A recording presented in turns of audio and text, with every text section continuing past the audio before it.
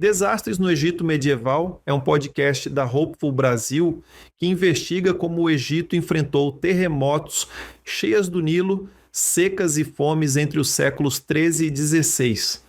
A partir de fontes históricas, analisa como os desastres foram percebidos e interpretados, relacionando natureza, religião e poder.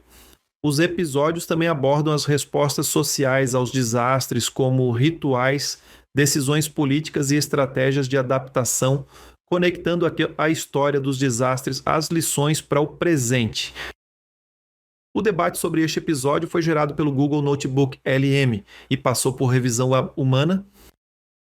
Sabe, o que acontece quando uma civilização, uma que durou milênios, que parecia, sei lá, invencível, simplesmente desmorona? Tem um antigo escriba egípcio, um cara chamado Ippur, que descreveu um tempo de caos absoluto. As palavras dele são fortes. Ele escreveu: "O que a pirâmide escondia está vazio. A terra está privada da realeza por algumas pessoas que ignoram os costumes." Nossa, é uma imagem que dá arrepios.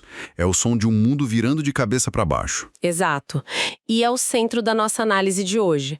Porque a gente recebeu umas fontes fascinantes que nos colocam bem nesse ponto. Pois é. De um lado a gente tem, um manual de mitologia egípcia. Ele descreve um universo de deuses, de ordem cósmica, tudo em perfeito equilíbrio. E do outro, a realidade nua e crua.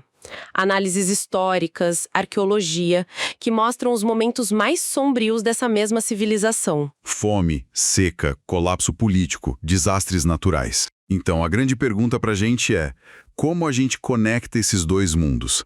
Como a visão de mundo que os egípcios tinham, seus mitos, como isso moldou a forma como eles viveram e registraram essas crises todas. Exato. É uma tentativa de entrar na mente deles, sabe? Para entender como uma sociedade lida com o apocalipse, a gente precisa primeiro entender no que eles acreditavam, o que mantinha o mundo deles de pé. E no caso do Egito, tudo começava com um conceito central, né? Um conceito. Maat. Certo. Vamos começar por aí, então. O ponto de partida em todas as fontes mitológicas é essa ideia Maat. E pelo que eu entendi, é muito mais do que só uma deusa com uma pena na cabeça. Muito, muito mais.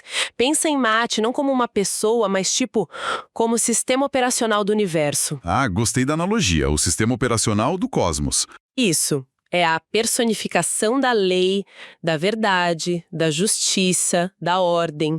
É o código-fonte que garante que o sol nasça, que o Nilo suba na hora certa, que a sociedade funcione. Se Maat falha, o universo inteiro trava. E o papel do rei e do faraó era ser o quê? O programador-chefe. De certa forma, sim. Ele era o guardião do sistema. O dever principal de um rei, a justificativa para o poder divino dele, era ser o campeão de Maat. Manter essa ordem era uma necessidade existencial.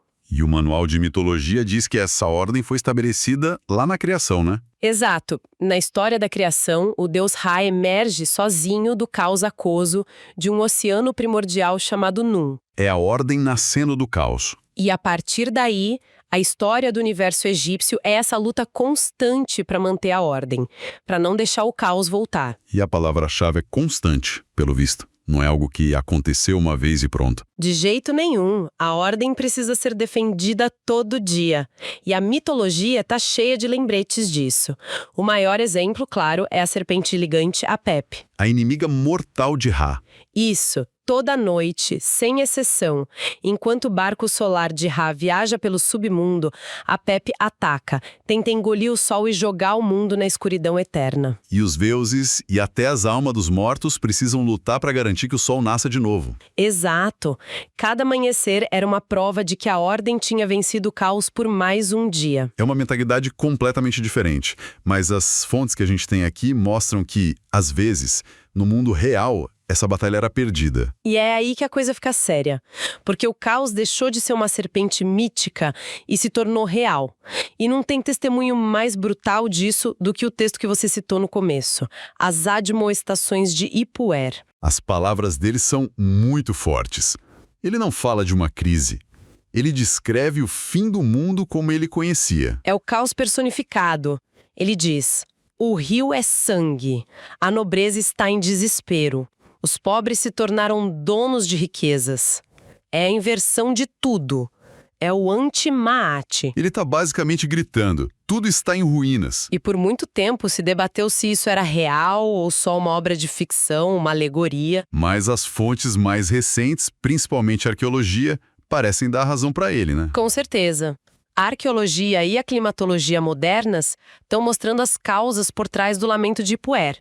Um dos artigos aponta para uma mudança climática súbita e violenta há uns 4.200 anos. O período estável que permitiu a construção das pirâmides. Acabou. Acabou. De repente, o clima ficou extremamente seco, mas ao mesmo tempo com tempestades torrenciais. E a gente tem provas físicas disso, né? Não é só teoria. Exato. Em Saqqarah, por exemplo, arqueólogos encontraram tumbas da sexta dinastia cheias de lodo do Nilo. Lodo do Nilo. Mas isso indica inundação por chuva, algo que não deveria acontecer lá. Exatamente. As tumbas da elite, feitas para a eternidade, foram invadidas pela lama. Uau!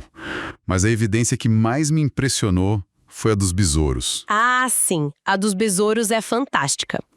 Numa outra tumba, a de um vizir, encontraram restos de insetos. Mas não eram besouros comuns. Não. Eram de espécies que hoje só vivem em condições muito secas e salinas, no deserto profundo. Encontrá-los ali, perto das terras férteis do Nilo, é uma prova de que a desertificação estava avançando de forma agressiva. Peraí, besouros de deserto dentro da tumba de um alto funcionário perto do Nilo? É como achar um urso polar na Amazônia. Basicamente isso.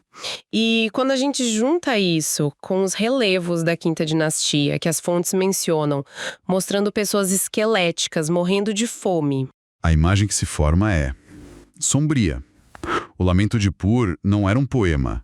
Era um boletim de ocorrência de um apocalipse climático. Exato. O caos não era mais uma serpente mítica. Era fome, sede, inundação. Certo. Então, se toda a sua visão de mundo é baseada na ordem cósmica, em Maat, e de repente a natureza se volta contra você, como você processa isso? A culpa é do rei? Essa é a grande questão. E a resposta é complexa. Eles tinham várias ferramentas para tentar entender o caos. E o mais fascinante é que, para ver como essas ideias duraram, uma das nossas fontes dá um salto no tempo para o Egito Mameluco, quase 3.000 anos depois. 3.000 anos depois e a mentalidade era parecida. A estrutura fundamental, sim. Essa mistura de ciência, religião e presságio ainda estava lá. Meteorológicos.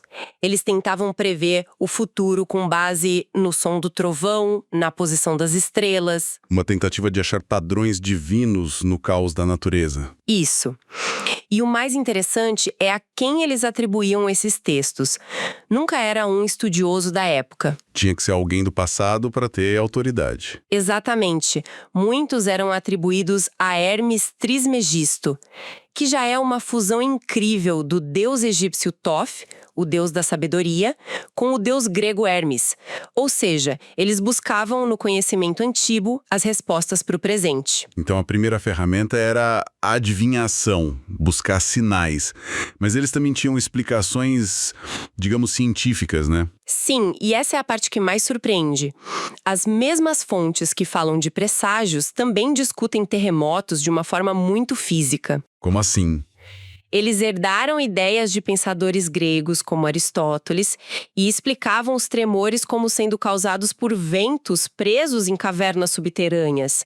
É uma explicação mecânica, quase geológica. Mas e aqui que a minha cabeça do século XXI dá um nó. Essa visão científica coexistia no mesmo texto com a crença de que a Terra talvez estivesse apoiada nos chifres de um touro cósmico. Pois é. Como as duas coisas podiam ser verdade ao mesmo tempo para eles? Porque para eles não tinha contradição. Um terremoto não era ou um fenômeno físico ou um sinal divino. Eram as duas coisas. A palavra árabe para sinal divino, aya, também pode significar uma maravilha da natureza. Ah, entendi. Um autor mameluco, Al-Suyuti, ele catalogou desastres, mas não os chamava de catástrofes. Ele os chamava de garib, que é tipo maravilhosas esquisitices. Eram sinais do poder de Deus. Então, um Nilo baixo não era um problema agrícola. Era o universo começando a se desfazer. O mundo físico era um reflexo direto do divino. Exatamente. O físico e o metafísico eram duas faces da mesma moeda. Ok, mas no fim do dia a responsabilidade não caía sobre uma única pessoa. Onde o rei entrava nisso tudo? Se ele era o guardião de Maat, o que ele fazia? Para responder isso, a gente tem uma fonte espetacular. A Estela da Tempestade, do faraó Amoses, do Império Novo. O texto descreve uma tempestade apocalíptica. Não foi uma chuvinha. Pela descrição, parece o fim do mundo. A Estela fala de uma escuridão tão profunda que ninguém conseguia ver o rosto do outro. O texto diz que os corpos flutuavam no Nilo como esquifes de papiro. Nossa, que imagem! E, claro, eles interpretaram isso como uma fúria divina. A ira do grande Deus. Então, o que o rei faz? Ele age. Ele age. A frase central é: Sua Majestade então começou a restabelecer as duas terras. Ele assume a responsabilidade pela restauração. Mas o que isso significava na prática? Reconstruir diques, distribuir comida. Para a gente, seria isso.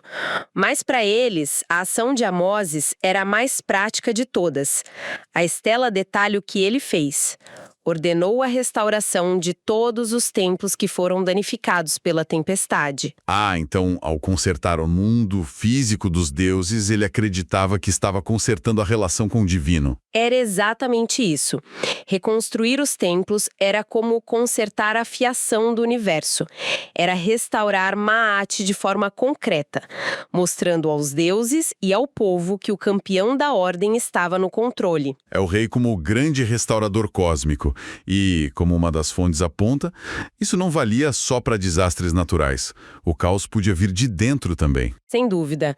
As fontes mencionam conspirações de Harém contra os reis Amenemés III e Ramsés III. Eram golpes de Estado, crises humanas, mas para o faraó a tarefa era a mesma: identificar a fonte do caos, seja uma tempestade ou um traidor, e eliminá-la. A estabilidade do trono era a estabilidade do cosmos. Ok, então juntando tudo isso. Para eles, a fronteira entre mito e realidade, entre a batalha cósmica de Ra e uma seca de verdade, era inexistente. Exato. Os mitos eram um manual de instruções do universo. Davam a linguagem para entender o mundo. Um terremoto não era só geologia, era uma mensagem. Uma praga não era só biologia, era uma rachadura na ordem cósmica. E o mais importante, essa visão de mundo não os deixava paralisados. Pelo contrário, parecia dar a eles um plano de ação. Sim, eles tinham um roteiro. Diante do caos, sabiam o que fazer. O rei restaurava os templos. Os sacerdotes consultavam os textos antigos. O povo rezava. Eles se viam como participantes ativos nessa luta eterna. A crença na ordem não os tornava passivos, os impelia à ação. Exatamente essa a lição. O universo deles não era indiferente. Era um campo de batalha e eles estavam na linha da frente. E isso nos deixa com uma imagem final poderosa, que vem daquela fonte sobre o período mameluco. O texto descreve o que aconteceu depois de uma fome terrível. O Nilo não subia. O sultão, desesperado, organizou uma grande procissão na margem do rio. Só que não foi uma procissão comum. Ele ordenou que os diferentes grupos religiosos marchassem e rezassem juntos, lado a lado. Muçulmanos com o Alcorão, cristãos com o Evangelho e judeus com a Torá. Todos pedindo à sua maneira pela mesma coisa. Que a ordem fosse restaurada. Que o rio voltasse a dar vida. O que faz a gente pensar? Em momentos de crise existencial, quando os próprios fundamentos da vida estão ameaçados, será que o nome específico do Deus importa menos do que a necessidade humana, compartilhada por todos, de que o caos recue e a ordem de alguma forma retorne? Este foi o Desastres no Egito Medieval. É um podcast da Hopeful Brasil que investiga como o Egito enfrentou terremotos, cheias do Nilo, secas e fomes entre os séculos 13 e 16. A partir de fontes históricas, analisa como os desastres foram percebidos e interpretados, relacionando natureza, religião e poder. Os episódios também abordam as respostas sociais aos desastres, como rituais, decisões políticas e estratégias de adaptação, conectando a história dos desastres às lições para o presente. O Desastres no Egito Medieval está disponível no Spotify e no canal do YouTube, TV Hopeful. Se quiser saber mais sobre como trabalhamos com educação em desastres, confira mais em hopeful.pro.